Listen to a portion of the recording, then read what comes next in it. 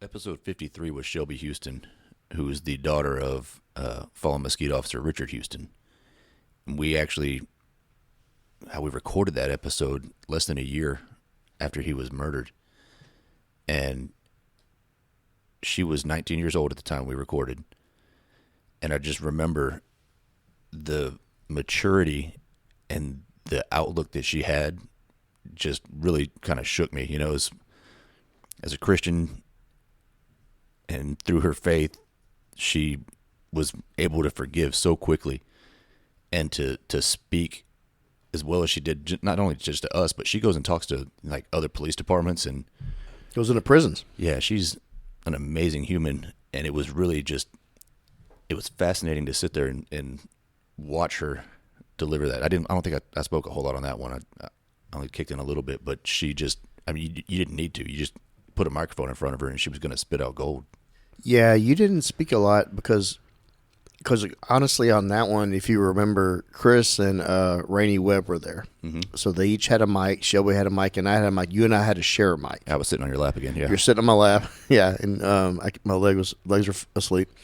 But Chris and Rainey, Chris reaches out. Anytime Chris Webb reaches out with anything and any idea or any favor, if he wants help on something or he wants to help me on something, I'm going to listen and have a very open mind.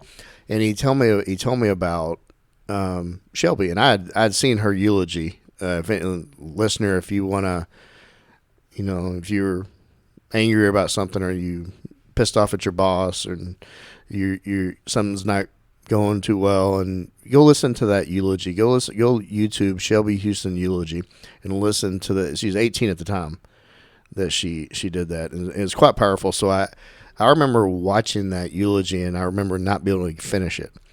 So when Chris tells me about this young lady that lost her father, he tells me that she now was Richard Goff. He wrote some books, and also they went out to a prison. I think it might have been Sam Quentin. I could be wrong on that, but I think it was the Sam Quentin in prison in California.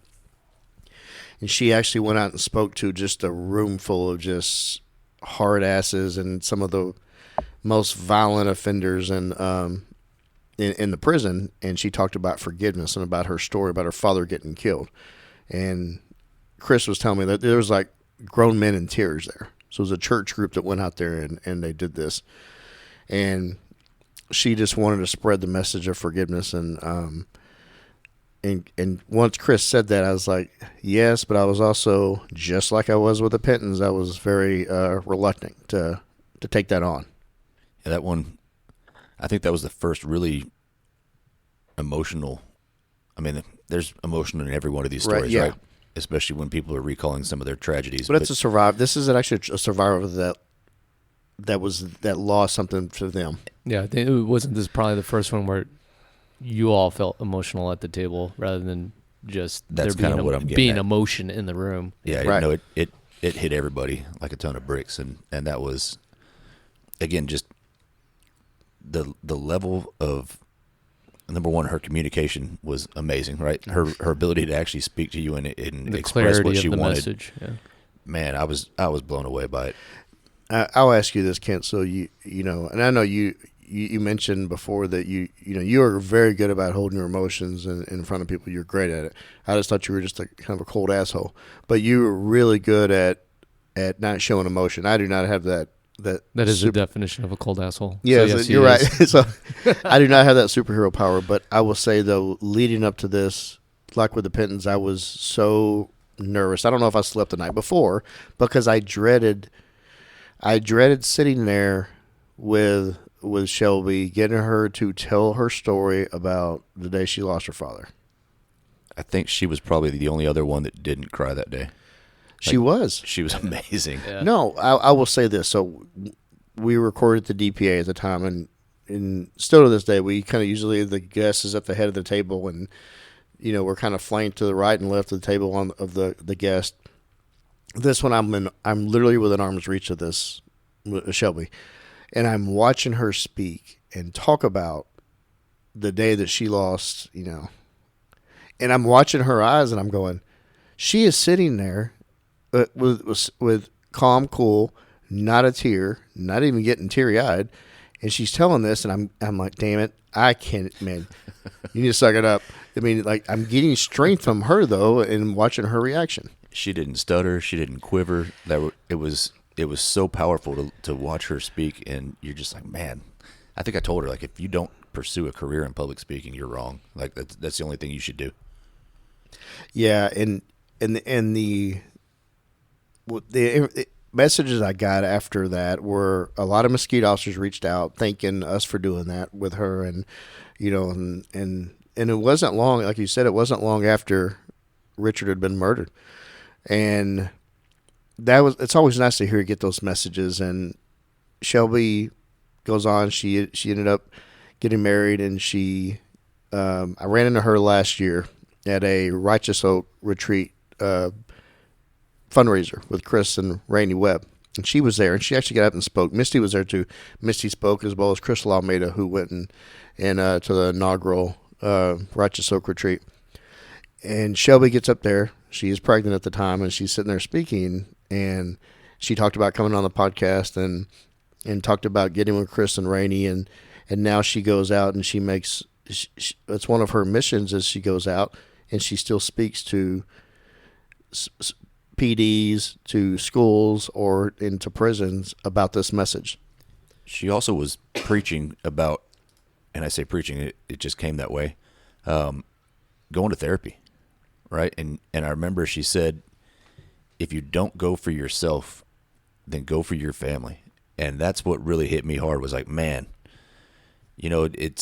we all think that we're trying to protect our family by not talking to them, and we're trying to keep them at a distance and everything, but you're really not.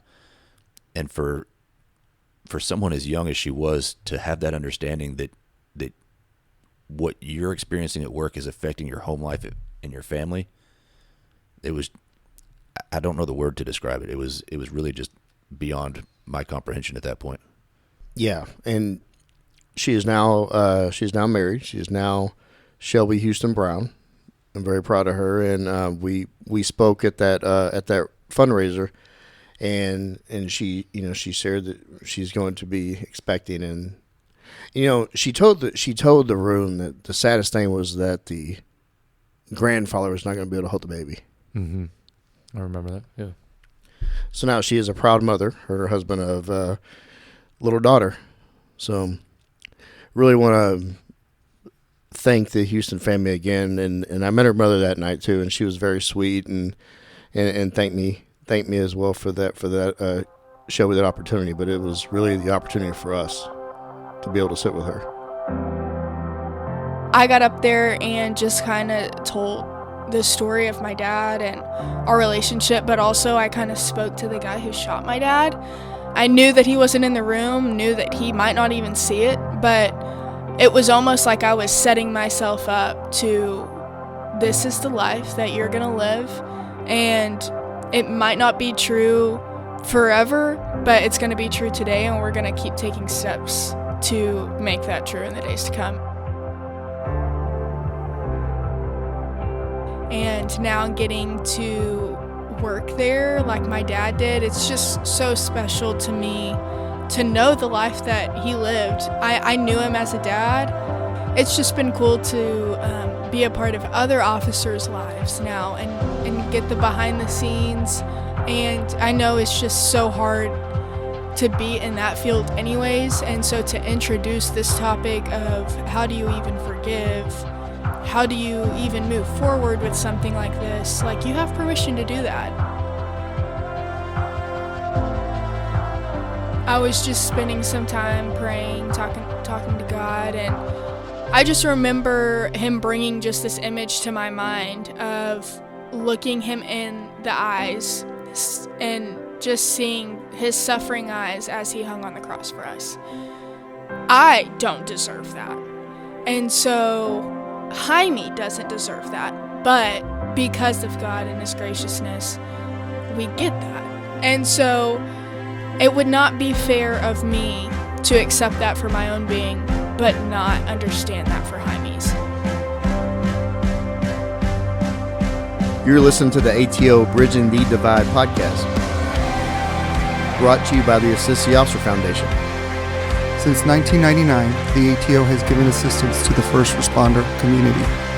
And now we want to give them a platform to hear their incredible stories. We also want to hear the stories of the many people that support us. Our community is small, but it is strong. We have differences. We don't always agree, and we all make mistakes. But together we can grow. We can heal. And we can learn from those mistakes. And together we can bridge the divide.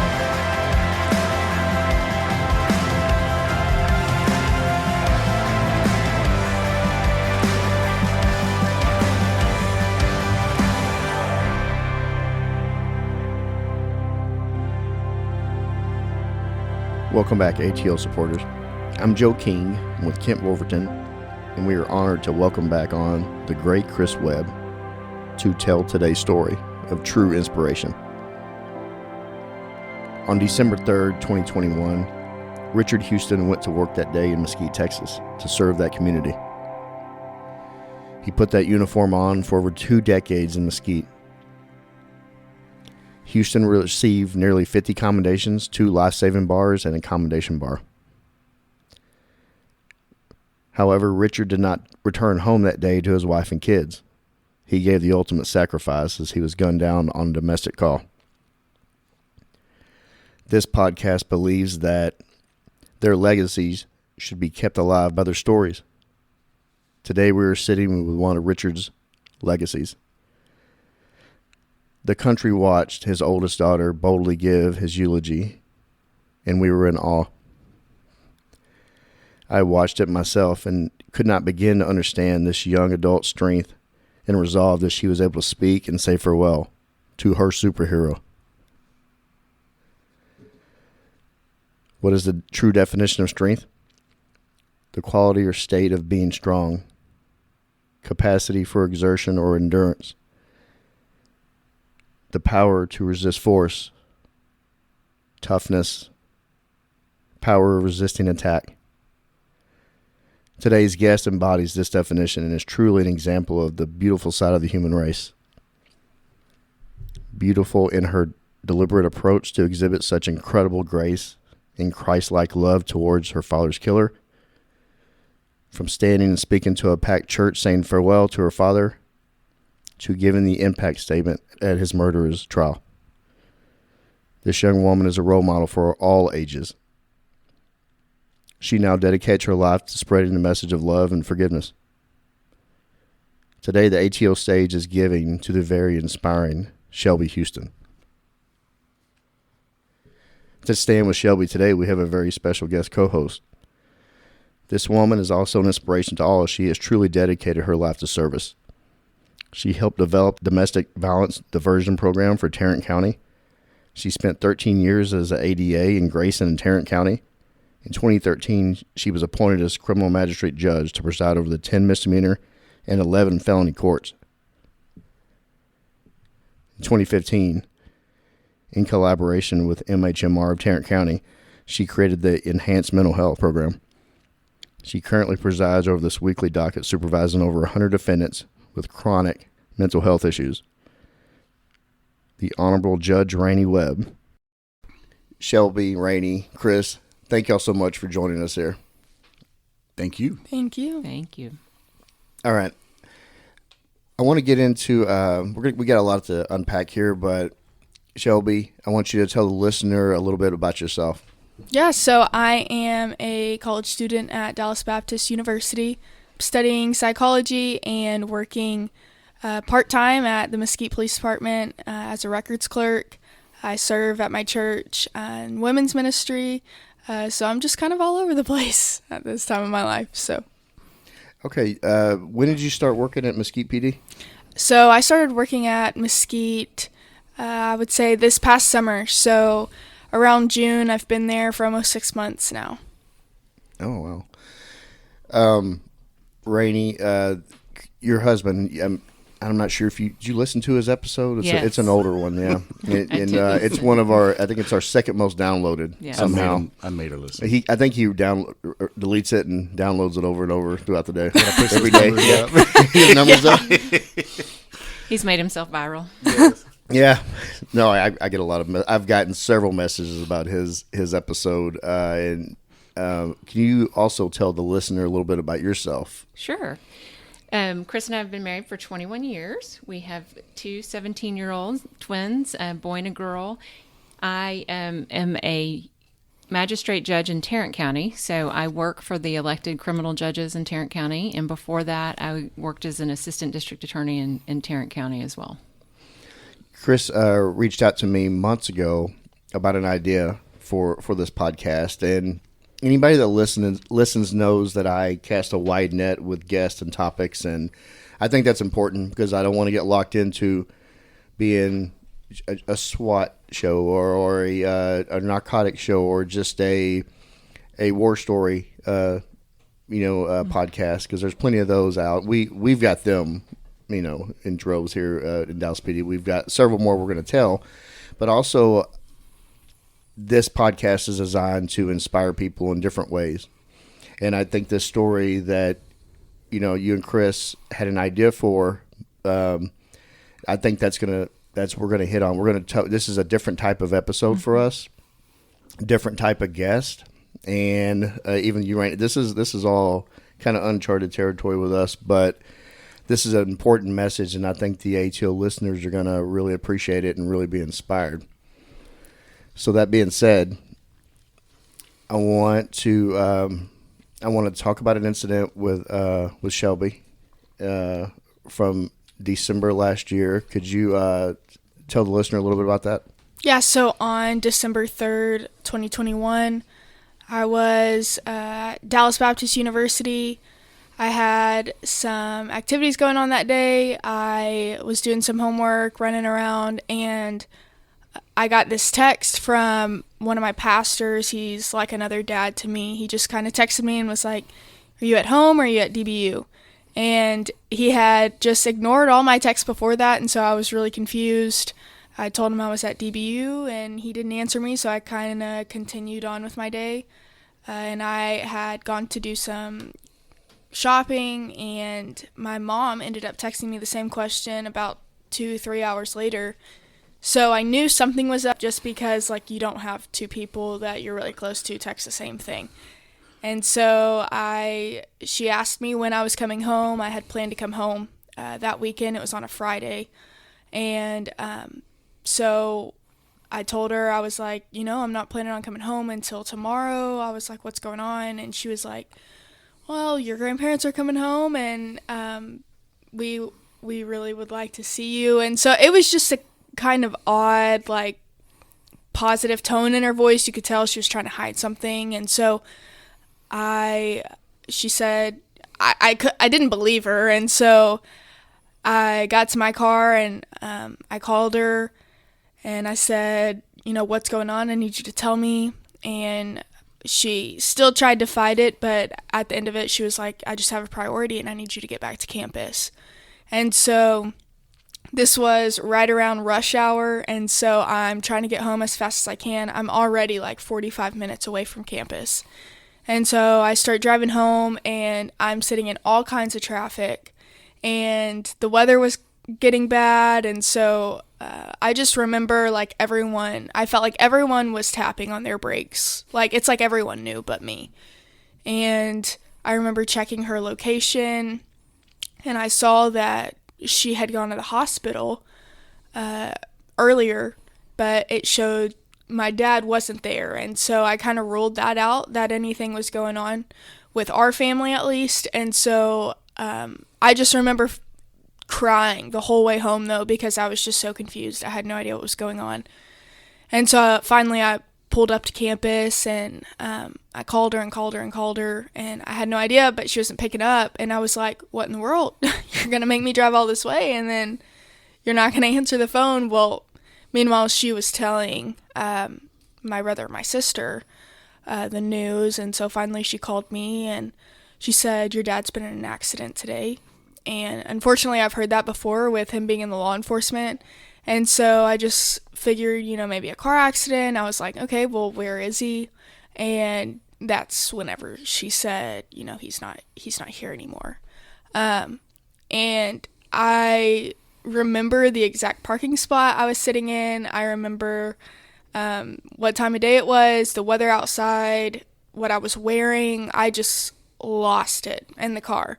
But it wasn't like a cry. It was like screaming just at the top of my lungs. And I hung up the phone on her, and she tried to call me back and had somehow gotten across to me that my pastor and his wife were on their way to get me.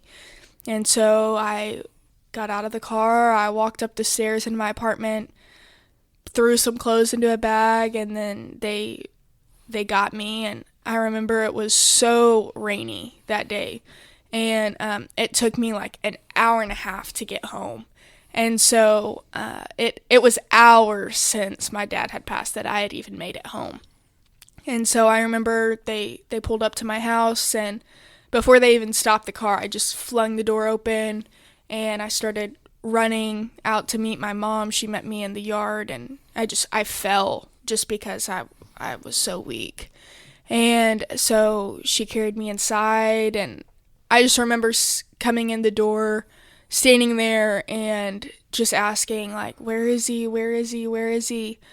And just I collapsed on the floor, and our counselor thankfully was there, and then my pastor and his family stayed. And so it was odd. We all found ourselves sitting on the front porch for most of the night just to get some air, but we were laughing and smiling, and it was just an odd feeling. You knew that's not how you really felt, but it's like just so in shock, like. Yeah.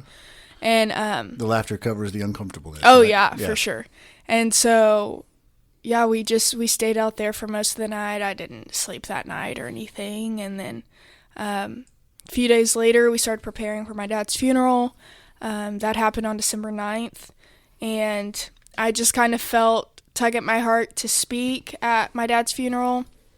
And so I did. I helped my mom get all the things coordinated, and then I sat down the night before and just wrote whatever I could.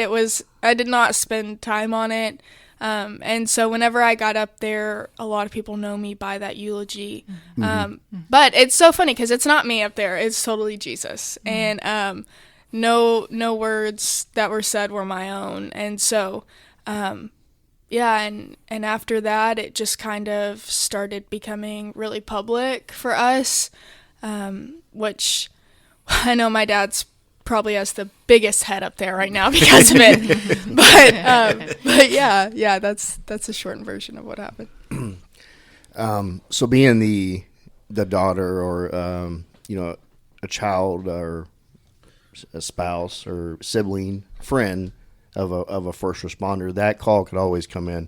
Oh yeah, right? Yeah, for sure. And your father, he had 21 years on Mesquite yes. at that time. What was your father? Who's your superhero? Oh yeah, for sure. What did he mean to you? He was just my best friend. I was a daddy's girl growing up, and we would go hunting and fishing, and I would usually come home to him watching some old Western movie whenever we got home. It was never quiet in the house. He had just the worst dance moves and never stopped. We can relate to that. Oh, yeah. I think they all do. But, yeah, he was just my best friend. He was someone I could count on to just give such wisdom. And he had gone through a lot, just not only being in the law enforcement, but he lost his dad whenever he was in high school. Mm-hmm. And so he was familiar with that feeling. And he was all in just about everything that he did. And so, he always pushed me to be the best I could be. He was there at every volleyball game, every school event. There was nothing that he would miss. He would turn his schedule into deep nights so he could see us during the day. I mean, he just did anything it took to be the best dad. Well, I said in the intro, which you haven't heard because I was sneaky and recorded before you walked in, that I believe that telling these people's stories and keeping their legacy alive is through this message, right?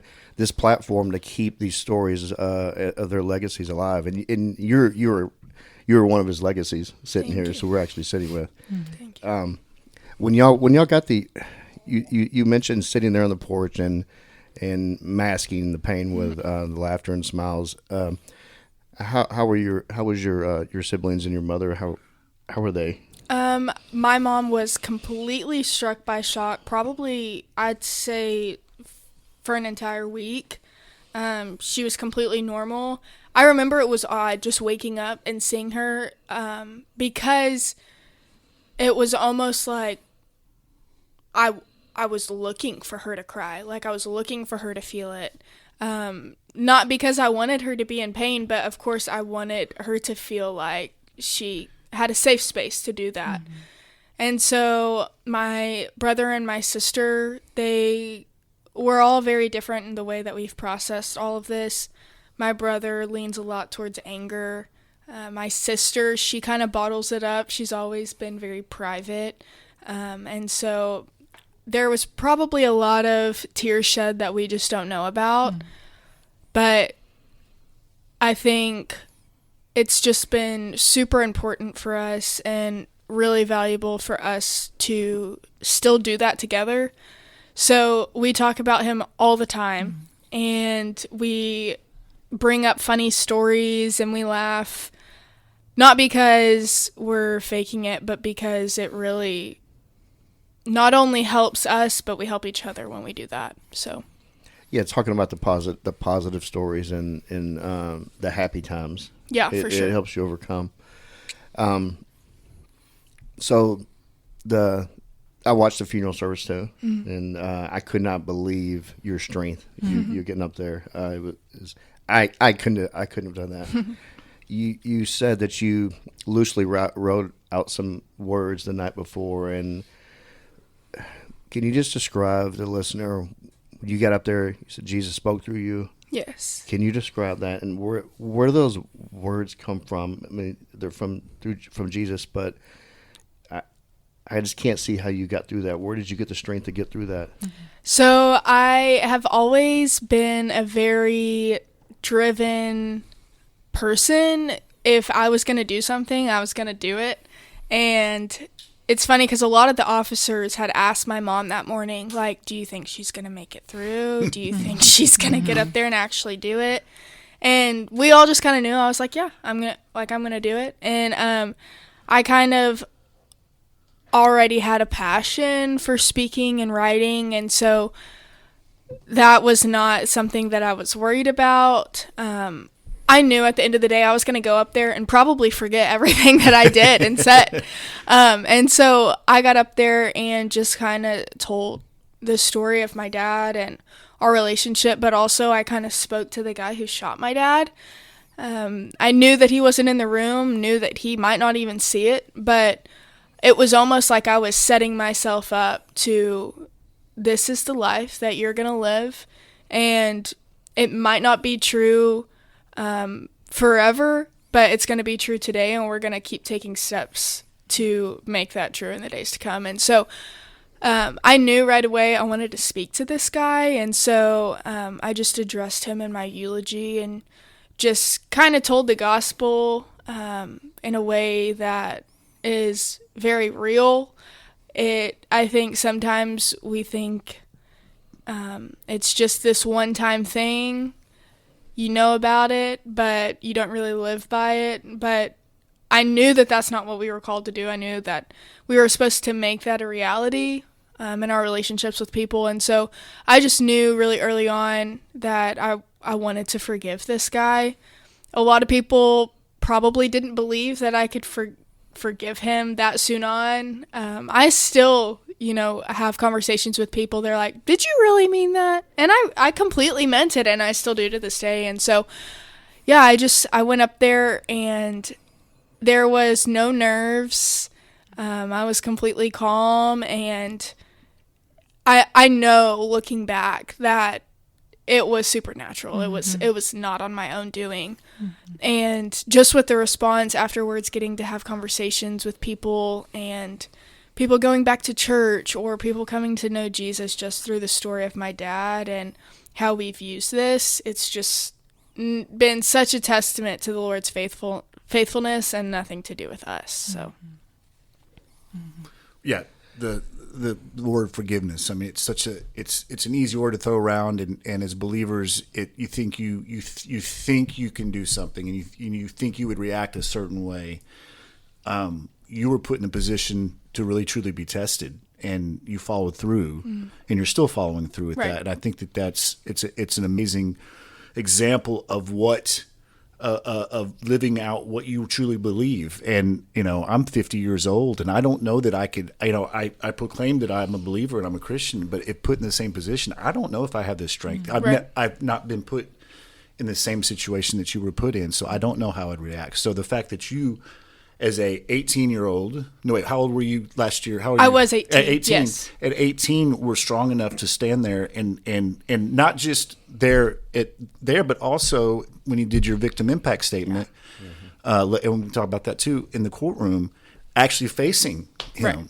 Right. It's the maturity level, and I'm not just talking about age maturity. I'm talking about in your spiritual maturity that you actually you were challenged and you met that challenge. It's so very impressive to me. Thank you. And it's what stood out, and it's why I said, Joe, you've got to meet this girl, and you've got to get her in here. Well, that was for me, and I don't know if I've even told you this story. A friend of mine that works at the Dallas DA's office, I think I might have told you, but she was at the funeral. Oh, and, yes. Yeah. And she called me from the parking lot, and she said, you will never believe what I just witnessed. No. She said, there is this young, beautiful daughter of this officer who stood up, shared Jesus with the entire audience, and then forgave the person who shot him. And I immediately called Chris, and Chris found the video from Channel 5. And I think every family member of law enforcement officers, you anticipate that call. Right. And I don't know if y'all ever had that conversation in your family. Oh, yeah. Multiple times. Because we have had it. I mean, when our children were younger and Chris was on the SWAT team, he'd get called out in the middle of the night, and they would always ask me, is Dad going to be okay? And because, we are the ones who have shared our faith with them, and they have come to faith in Jesus, I knew that I couldn't tell them yes. Right. Because I didn't know the answer. Right. And so they would say, is Dad going to be okay? And my answer was always like, I don't know, but I know that God will take care of us. Yes. Because he always has, and he's been faithful. And what I saw in you was what I had played in my head a million times, is if we were ever in that position, would I have the strength to use that opportunity to share Jesus with others? Right.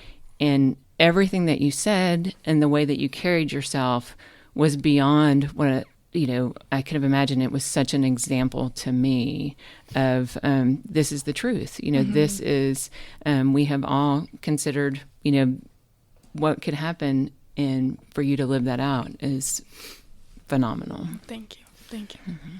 Well, after the services, there's in the police world, in just life, whenever there's a traumatic incident, there's a critical incident or a death in the family, you're getting inundated with supporters initially. Oh, yeah. And then after a while it dies down, and then you have to rebuild and pick up, and then you start taking on. You have a lot more time to think on it and stew on it, and start the rebuild process. After the services, the holidays are always tough when you have a loss, and for sure. it's then you have anniversaries come up, and they don't get any better. How did that rebuild look for your family? And being the oldest child, did you feel that it was important for you to step up and help that your family grow and heal? Yeah, I knew with my dad just being the leader of our house, he was a devoted Christ follower, and so I knew I have a responsibility now, and it's not one that was placed on me, and I wish it wasn't. I am happy to take on that role, and it's not necessarily like it's expected of me, but it's important, I think, because there's been so many days that, one of us doesn't really feel like it's worth it, and it's important for us to have people around us that encourage us to keep going. And honestly, after the services, there was just an immense amount of support, and we had no idea that my dad even knew that many people, touched as many lives as he did. And anyways, it was just so cool to see people really rally around us. Like my church, Community Life Church, immediate needs, they just met them, and they showed up, they sat with us, they cried with us. And then just the police department in itself, we've grown so close with them. And now getting to work there like my dad did, it's just so special to me to know the life that he lived. I knew him as a dad, and there were a few times that we would see him at work, but never like in action, And so it's just been cool to be a part of other officers' lives now and get the behind the scenes. And I know it's just so hard to be in that field anyways. And so to introduce this topic of how do you even forgive, how do you even move forward with something like this, like you have permission to do that. Mm-hmm. And so that was super important for us, not only for them to encourage us, but for us to encourage them as well. Well, I think we officers will generally try to, once you've been in it for a while, you try to shield your family from the reality of of what we do. So we don't want y'all to know what we see. Right? We don't want our kids or our families to actually see what actually happens. Right. So there's a lot of shielding, and so the bonds that you make with your coworkers are some of the strongest bonds you have, yet you almost want to keep them at arm's length from the family because we don't want y'all to see that. Yeah. And you said again about the forgiveness part, you just brought that up again. For what we do as first responders, it because of the repetitiveness of seeing the evil things that happen in the world constantly over and over, and we categorize good guy, bad guy. You become very crusted, and forgiveness seems like a very distant idea, right? Because most of the time the evils you see aren't on us. It's been done to somebody else, for the most part. But even then, it's forgiveness is not the top of the priority. It's like, why would you? It's so easy. You're an evil person. You did this thing. You don't deserve anything. Right. As a police officer, you get in that rut, and so rehumanizing people by forgiveness. Right. It's what you said earlier. It's not about forgiving for me or for them. Mm-hmm. I'm not forgiving. It's actually freeing as a person that forgives. Right. And how did that feel? What did that feel like to you when you actually said it and you heard it come out? Right. How did that make you feel? Was there a release? Yeah. There was definitely just weight lifted off my shoulders. I knew that Jaime was going to be a part of my life, whether I liked it or not. And it was up to me to either carry on this guilt, or not this guilt, but like this unforgiveness, this bitterness that I could live with forever. And I think people would be like, yeah, totally get it. Right. Almost expect you to. Right. Yeah. But I knew that was only going to leave me even more hurt, even more broken, even more confused. And at the end of the day, I just remember it was a few days before the funeral. I was sitting outside on the porch after I just woke up, and I was just spending some time praying, talking to God, and I just remember him bringing just this image to my mind of like looking him in the eyes and just seeing his suffering eyes as he hung on the cross for us. And, you know, I don't deserve that. And so Jaime doesn't deserve that. But because of God and his graciousness, we get that. And so it would not be fair of me to accept that for my own being, but not understand that for Jaime's. And so I knew really early on, like, I had to make that decision. And whether it felt good or not was not my priority, but I knew it was what Jesus was calling me to do. And sometimes we have to do hard things that we're uncomfortable with. But ultimately, it's not about us. It's about Jesus. It's always been about Jesus. And so to bring honor and glory to him by forgiving Jaime, like, that was the plan from the very beginning. And it's take Jaime out of it, take us out of December 3rd. Like, that's how we should operate in our everyday relationships. And so I completely understand being in that field and having to rehumanize these people. However, I think, which I'm guilty of it too, just almost creating like this atmosphere of, you know, they don't deserve it. They did this wrong. They're evil. But at the end of the day, it's like, you know, how much more do we deserve that? Yeah. And so, anyways, I just knew God had been really kind to me. And so I needed to spur that on, you know. I think there's a hard time for people to understand forgiveness too, in the idea of also not having consequences. Right. And I remember, you know, I've struggled, you know, working in the DA's office and seeing really terrible things happen to people, especially kids. And I remember talking to a friend who's from Rwanda, and his parents were murdered in a genocide in 1994, and he'd written this whole book about forgiveness.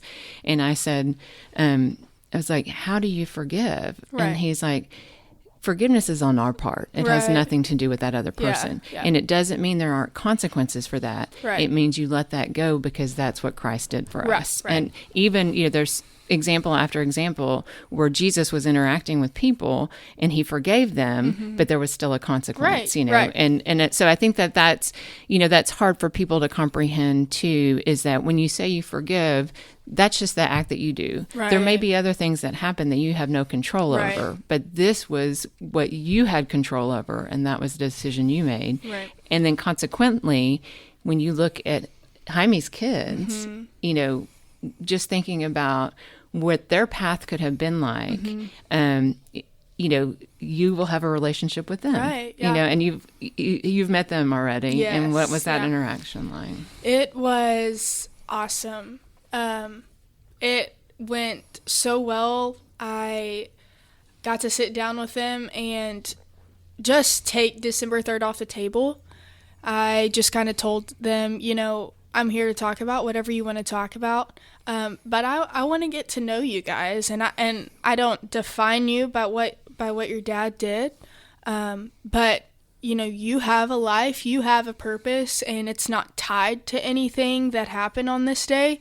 And so I just kind of brought up just some basic questions like, where do you go to school? What do you want to do? Do you have, you know, how's your siblings? What do you like to spend time doing? But also I kind of had an idea that they hadn't talked about anything that happened on December 3rd. And so, I made it very clear at the beginning. I was like, we don't have to talk about any of that if y'all don't want to. And they just kind of said, you know, no, Shelby, we'll talk about whatever you want. And so I just kind of opened the door to allow them to say whatever they wanted. And it was interesting to see, like, them start talking about it and then look at each other and be like, oh, I didn't even know you were there. Like, I didn't even know that happened. And it's like so obvious they have never talked about this. And which I think just comes back around to the whole point of like, it is so important to talk about the hard things and to take care of yourself. I know, like in law enforcement, it's your job, and so you don't feel like it has any relation to like you going home and interacting with your kids or with your wife or your husband or your family. But the things that law enforcement sees is the worst of the worst. And so even with our department in Mesquite, we have just made it so clear to these guys, like, you have to talk about it. You have to get in counseling. You have to get help. And I think we're starting to move away from this, this idea of like, oh, we don't talk about counseling. Like, we don't tell people that we're getting help. But like, there is so much freedom in sitting down with someone and just having someone to listen. And so I told them, I said, you have to get in counseling. You have to take care of yourself. If it's not for you, then do it for your kids and for your wife, for your husband. And so even my dad, he did counseling while he was on the job, and it changed everything. And so I was just getting to see that with these kids, what it looks like to be open and honest about where you're at.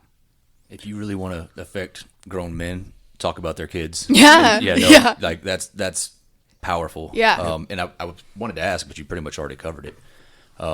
You handled everything remarkably, like beyond remarkable in the first week, right? I mean, you became a staple of what we want people to do. Yeah. What did you do afterwards? What was your process as far as getting help? And I mean, it seems like it was very therapeutic for you to speak to everybody else and to tell them, hey, this is what you can do and these are the things. And that's part of what we're all doing here is trying to heal ourselves by talking with other people and sharing our experiences. But what did you do to cope with everything for the almost year now? Yeah, so we were really thankful to already have a counseling service that we were familiar with in the area. And so my mom had already been seeing this counselor that we ended up just getting plugged in with. And so all of us go to counseling every week. We go once a week. My mom goes twice a week. And not only that, but we have just the best friend groups, small groups, church groups that we are super plugged in with. For a long time, I kept myself very busy. I worked at my church, and so we had started a new church. We were church planning, and so I got really involved with that. I was a youth intern, and so I was serving with students every week. And then it got to a point where it was like, okay, are we running from this, or are we being are we stewarding our time well? And so it got to a point where I knew it was becoming more of a distraction thing. And so I was just very self-aware of that. And so I decided to take a step back. But ultimately, it all comes down to, like, there's no agenda to this. And that freed us up a lot to know, like, you don't have to be on stage 3 of grief in November. You don't have to be 2 steps forward or 1 step behind. Like, it ultimately came down to people knowing us, loving us, and hearing us at the end of the day in all aspects of our lives, wherever we went. And but also just getting to live out this stuff in real life. I went to San Quentin and visited inmates there.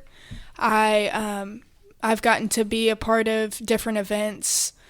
Just sharing my story. I've had one-on-one conversations. And so along the way, people don't realize, but that's actually really healing for us too. She's a pro. She segues to everything. Oh, yeah, exactly. Literally about to segue to that, and you took us right to it. That being talking about San Quentin, and Rainey, would you kind of describe how y'all met and how y'all got involved with this program? Mm-hmm. one of my best friends started a conference for teen girls. And it's called Therefore Teen Gathering, and it's once a year in Fort Worth.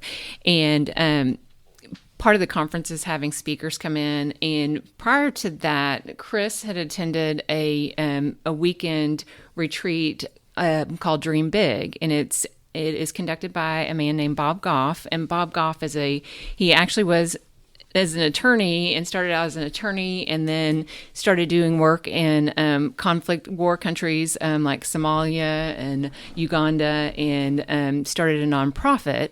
And so in the nonprofit and in his work, he stepped away from practicing law, and now he is a speaker and writes and speaks. And so Chris went to one of his retreats because we really felt like, the Lord was calling us to help out officers as they were coming out. And so Chris was exploring that idea of how he could help out officers. And so it was just such a great, Bob is just such a motivational, idea, big brain person that encourages people. And so my friend Tiffany, I applied for her. She didn't know, for her to start coaching with Bob.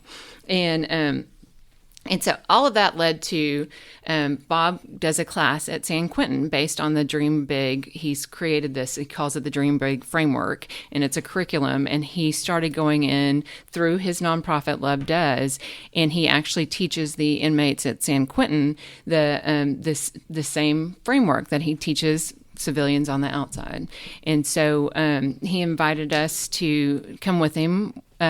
And by invited, I think we begged him if we could go with him, and we manipulated our way into, because we knew he was going, and it happened to be the same time that Shelby had also been invited to go. Yeah, I want to give you a special thank you for bringing one of Bob's books in. It's Dream Big. I'm gonna probably start that up this weekend. Okay. So Chris told me the story of the San Quentin visit, and I want to give a little bit of history lesson. I looked it up. It opened in 1852. It was called the Arena by the inmates. It's the oldest prison in California, and some of the historically toughest, most violent people have gone through that prison since its inception.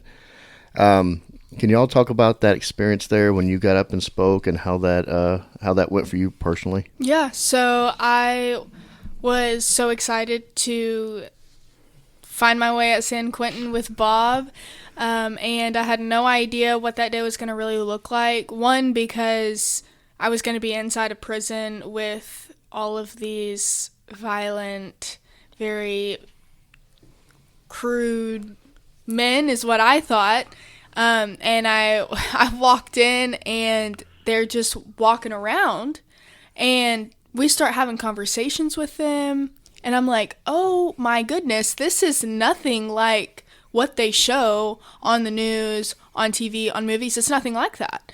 And so I started forming some relationships with some of the guys there. They shared their story, and so finally, whenever we started this Dream Big class with them, we all sat down, and here's a group of, 30, 40 of them. At least, yeah. And so Bob invited me up to share my story, and Bob did not tell me I was doing this, by the way. He didn't tell any of us. Yeah, he told none of us. And so anyway, he didn't want people to not show up. Right, yeah. Right. And so anyways, I got up there, and I told them what happened on December 3rd, and I kind of just told them in the same words that I said to Jaime, but told them personally, that, I call you by your name because it's what God calls you by. It's not a number. It's not a stamp of crime or violence or murder, whatever it is.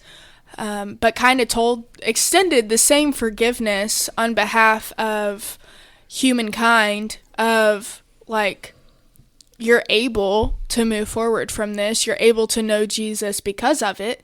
And so it was very wild. I still don't have the great words because it was just so unreal.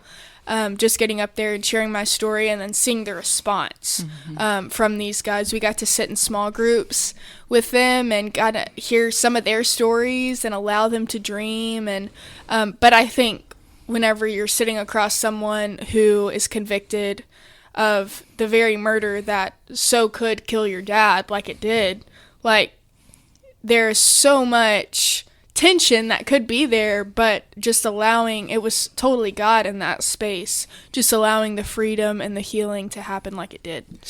So did you get up like on a platform and give your story, and then you broke up into like kind of some small groups? Yes. Is that what it was like? Yeah. Well, about how many inmates were in there whenever? Probably like 30, 30 40, something. And then we like that. broke up into groups of 10 Yeah. each.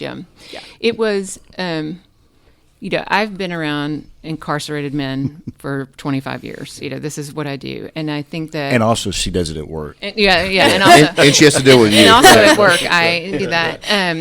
And I've been into prisons, and I've been into different places. And so I had an idea of what San Quentin was going to be like, too.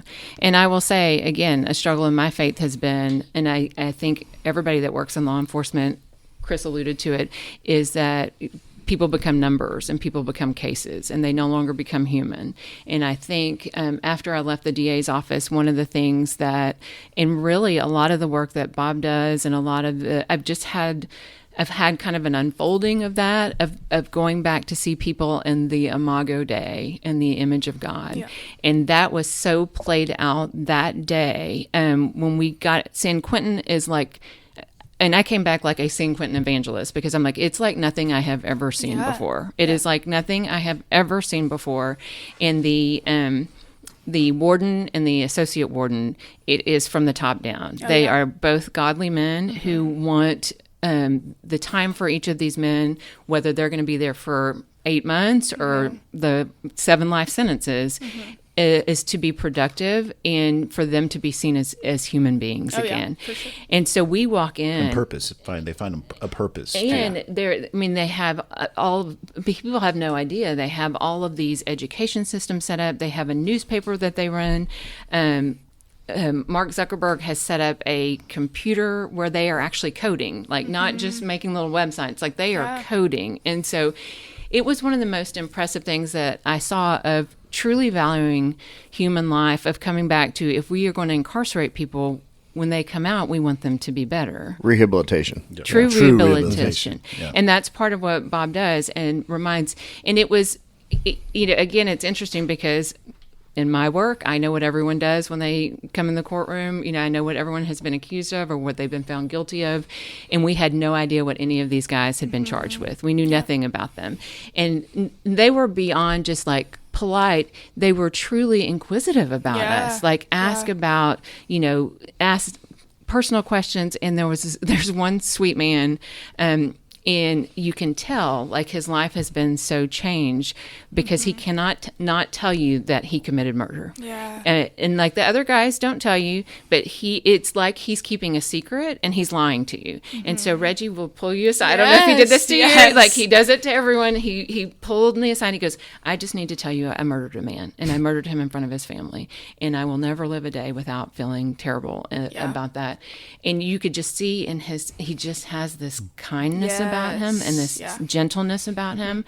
And so it was the same with so many of the other guys. The executive director of Bob's nonprofit, her name is Jody Luke, and she is also amazing. And so we asked when we left, we're like, is it appropriate for us to contact the guys? Like, because we felt like we had such a connection and we had talked about so many things. So we have actually been writing back and forth with the guys.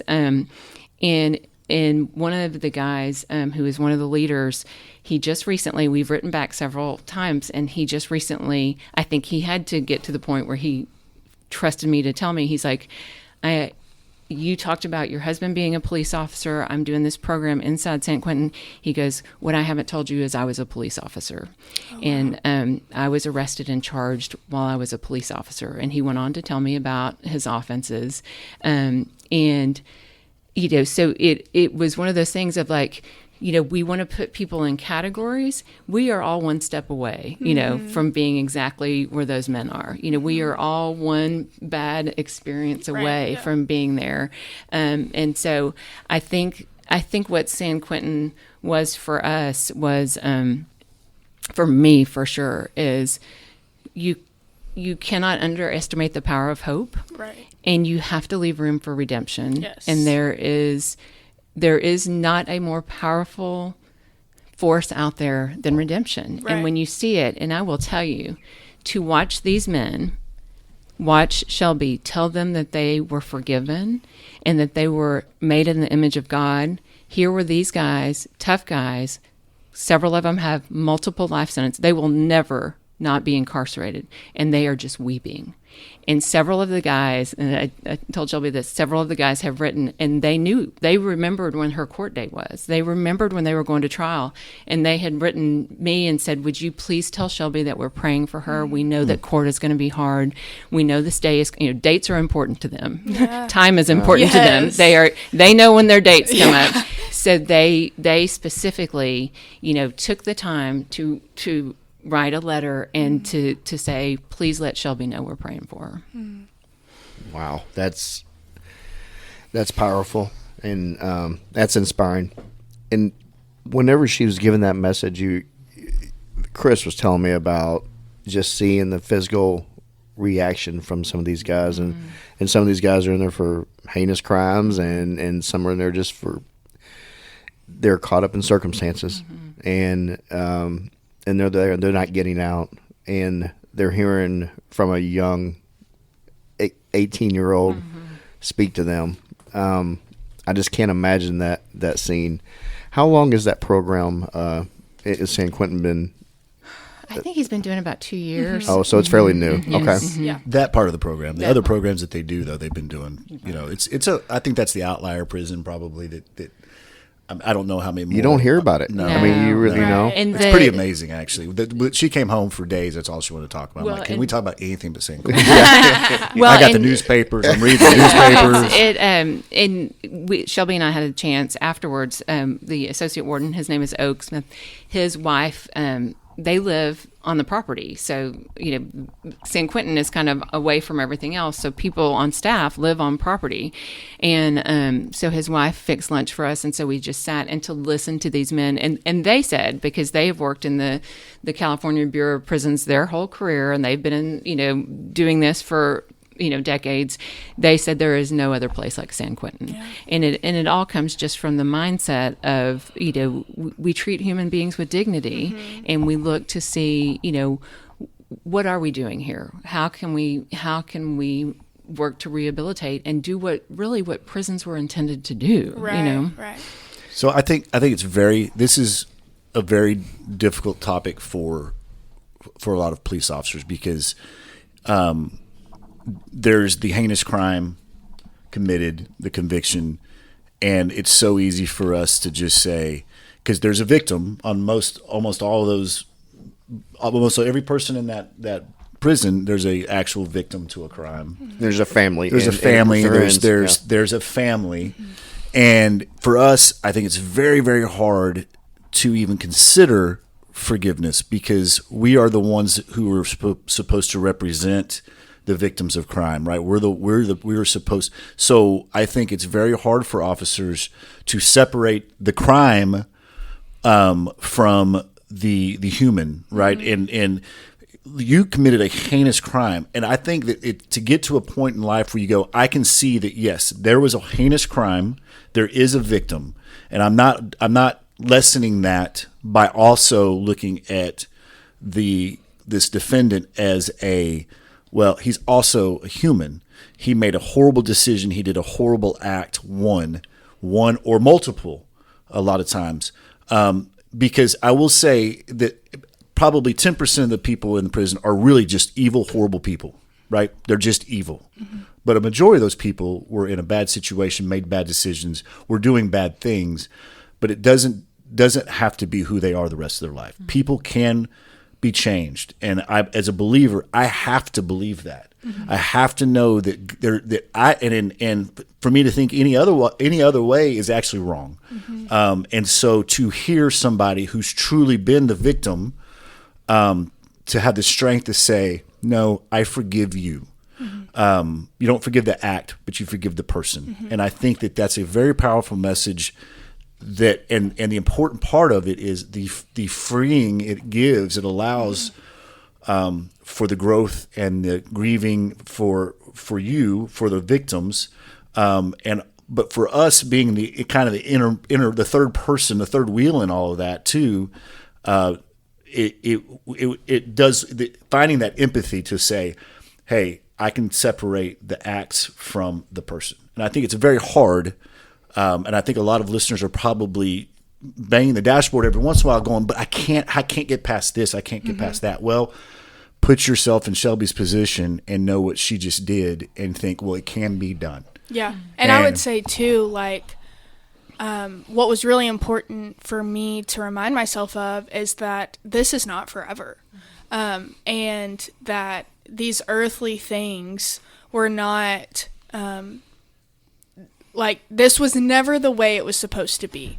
And to know that, to believe that, I mean, it starts from the very beginning of time back in Genesis, whenever you talk about Adam and Eve committing sin. Like, I know to the heart of God, his heart breaks whenever he sees stuff like this happen.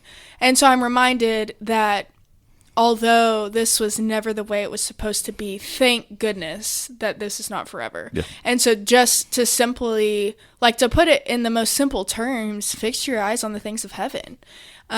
Just even with your family, with your job, with your friends, your life, like, to not think of these people as, to know that the crimes that they committed are horrible. And, I can forgive the person, maybe not the act. I like the way that you put that. But to also know, like, there will be judgment. Yeah. And God will have the final say. He is the ultimate judge. And so just to rest in knowing, like, it's not up to us. It's not up to you. Right. So that's just something that I've had to remind myself constantly. It's impressive. Shelby, this new journey and this path that you're on, you're still so young, but mature well beyond your age. Okay, this is going to be a long journey for you. Where do you see yourself a decade from now in this new journey in your life? So I am hoping to graduate next year, and like I said, I'm majoring in psychology with a kind of like a specialty in forensics. And so I have kind of tossed around a few ideas of what that's going to look like as far as a job. But I feel really called to ministry. And so right now I am working with our women's ministry at my church. But I'm also getting to travel and speak and do things like this. And so it's really fun for me, and I enjoy it. And I know that this story that God has weaved together and thrown me into, it's not just one for a year after it happened, 2 years after it happens. Like, I can so see myself a decade from now, like, still sharing this same story. I would love to get into more prisons and do ministry there. After leaving San Quentin, I just felt such a calling to those people. Maybe not San Quentin for the rest of my life, but just like getting into more prisons, getting to share my story. And, you know, I can't change what they did. They can't change what they did. But ultimately, my goal is to see these people in heaven one day, honestly. And if that takes me sharing a super hard story or walking through really terrible, heartbreaking grief, like, I'll do it. And even I think if you would have asked me, you know, Shelby, if you could go back and change anything, what would you change? Honestly, obviously, I would want my dad to be here.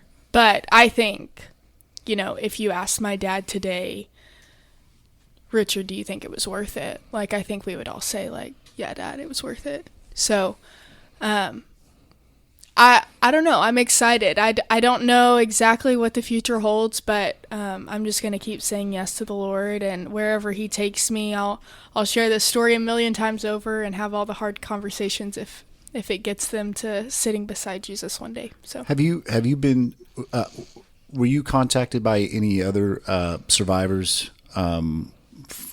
from other incidents about what to expect, what it looks like? Did you have a lot of those conversations with people reaching out to you? Yes. Okay. Yeah. I had quite a few reach out to me and say, my dad was killed in the line of duty, my husband was killed in the line of duty, and really just asking, like, how do you do it? What do I do?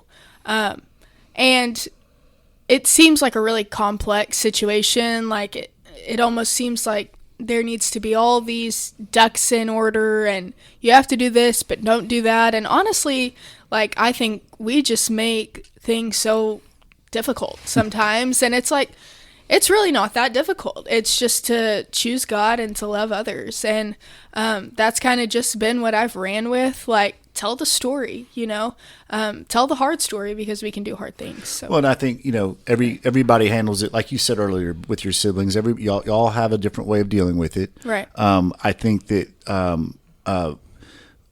where you are, that clearly God's got a plan for you. I can tell you, as a dad and as a police officer, I can only imagine how proud your father would be of what you're doing right now. I could only dream that my children could do the same thing that you're doing, living out their faith in light of a tragedy. And so your spiritual maturity, your just general maturity, and your ability to forgive. It's such a testament to how you've been raised by your mom and by your dad, the legacy that your dad left and that your mom helped form, and here you are. It goes even beyond. I guarantee you, of all the accolades your dad got in 21 years of police work, what you're doing now would make him the most proud. Thank you. No doubt about it. And so, I've said this a lot of times. I was very reluctant to tell my story with Joe because I was calling it my story about certain things, and it's really not my story. It's God's story of how he worked in me. And so it's almost not fair to sit on that. Right. And so once you, and then I will tell you what will end up happening is there will be a response to you. Mm-hmm. It'll probably come to Joe, but there will be a response to you, some that will be heard, some that will not. But your story and how you're walking through this, will strengthen people who have dealt with something, or it will lay the pathway for how they will deal with it. Yeah. And so the fact that you're willing to come and share God's story as he's worked through you in this incident, like you said, you might be doing this for the next 30 years and well worth every bit of it, because you will change people without even knowing it. They'll hear this and they'll look at things differently. So I want to say thank you for coming and not sitting on your story, but sharing it. Thank you. It's an incredible story. I really think this is a perfect way to wrap it up. I want to thank Chris. You're super busy. Kent, thank you for coming out here. Rainey, you're on her. Your schedule is completely stacked, I'm sure. But you, Shelby, you're the beautiful side of humanity. Thank you. You mentioned earlier when you got the news and you got to your house, you got out of the car and you said that you fell because you were so weak. Yeah. And I don't ever want to hear you say you were weak again. You're remarkably strong. I mean, it is amazing. Thank you for sharing the stories about your dad too. I know it's therapeutic for you, but it's great for us to hear it also. And if you don't continue with public speaking in some sort of fashion, then that's going to be a huge tragedy. You are amazing. Like Thank you. I'm a huge fan. Thank you. And the world needs more people like you. Thank you for coming today. Of course. Thank you, Shelby. Richard Houston, End of Watch, December 3rd, 2021. Hey brother, hey hey sister, I'll never give up on you. Hey Mrs., hey mister, I'll see this all the way through. No matter how far the sun and the moon, I'll never give up on you. Down when you're lonely, I'll pull you up. Life leaves you heavy when the going gets tough. I'll be your shoulder, together we'll run up from the bottom, yeah, we'll rise above. Hey brother, hey sister, I'll never give up on you. Hey Mrs., hey mister, I'll see this all the way through. No matter how far the sun and the moon, I'll never give up on you.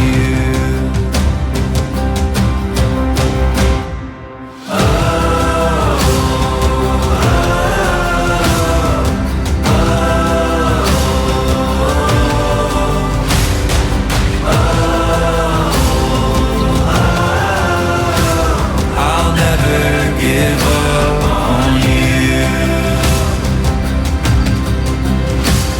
Hey brother, hey sister, I'll never give up on you. Hey Mrs., hey mister, I'll see this all the way through. No matter how far, for the gold and the blue, I'll never give up on you.